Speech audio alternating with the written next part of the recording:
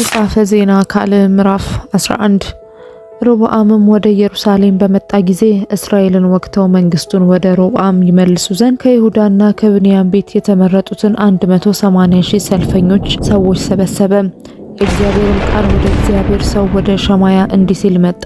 ለይሁዳ ንጉሥ ለሰሎሞን ልጅ ለሮብዓም በይሁዳና በብንያምም ላሉት ለእስራኤል ሁሉ እግዚአብሔር እንዲህ ይላል፣ ይህ ነገር ከእኔ ዘንድ ነውና አትውጡም፣ ወንድሞቻችሁንም አትውጉ፣ እያንዳንዱም ወደ ቤቱ ይመለስ ብለህ ንገራቸው።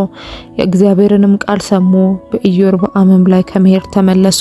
ሮብዓምም በኢየሩሳሌም ተቀመጠ፣ በይሁዳም የተመሸጉትን ከተሞች ሰራ። በይሁዳና በብንያም ያሉትን የተመሸጉትን ከተሞች ቤተልሔምን፣ ኤጣምን፣ ቴቁሄን፣ ቤትጾርን፣ ሶኮን፣ አዶላምን፣ ጌትን፣ መሪሳን፣ ዚፍን፣ አዶራይምን፣ ለኪሶን፣ አዜቃን፣ ጾርአን፣ ኤሎንን፣ ኬብሮንን ሰራ። ምሽጎቹንም አጠነከረ፣ አለቆችንም አኖረባቸው። ምግቡንም ዘይቱንም የወይን ጠጁንም አከማቸባቸው። በከተሞቹ ሁሉ ጋሻና ጦርን አኖረ፣ ከተሞቹንም እጅግ አጠነከራቸው። ይሁዳና ብንያምም የእርሱ ወገን ነበሩ። በእስራኤልም ሁሉ ዘንድ የነበሩ ካህናትና ሌዋውያን ከየሀገራቸው ወደ እርሱ መጡ።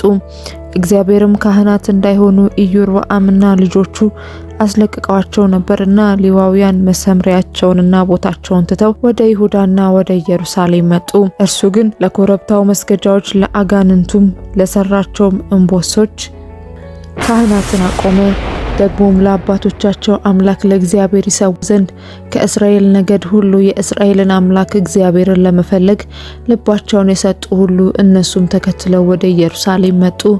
3 ዓመትም በዳዊትና በሰለሞን መንገድ ይሄዱ ነበርና 3 ዓመት የይሁዳን መንግስት አበረቱ።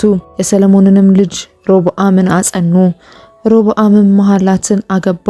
አባቷ የዳዊት ልጅ ኢያሪሙት ነበር። እናቷም የእሴይ ልጅ የኤልያብ ልጅ አቢካሂል ነበረች። እርሷም የኡስን፣ ሳማሪያን፣ ዝሃምንና ወንዶች ልጆች ወለደችለት። ከእርሷም በኋላ የአቤሴሎምን ልጅ መዓካን አገባ። እርሷም አብያን፣ አታይን፣ ዚዛን፣ ሰሎሚትን ወለደችለት። ሮብዓምም ከሚስቶቹና ከቁባቶቹ ሁሉ ይልቅ የአቤሴሎምን ልጅ መዓካን ወደደ። 18 ሚስቶችና 60 ቁባቶች ነበሩት። 28 ወንዶችና 60 ሴቶች ልጆች ወለደ።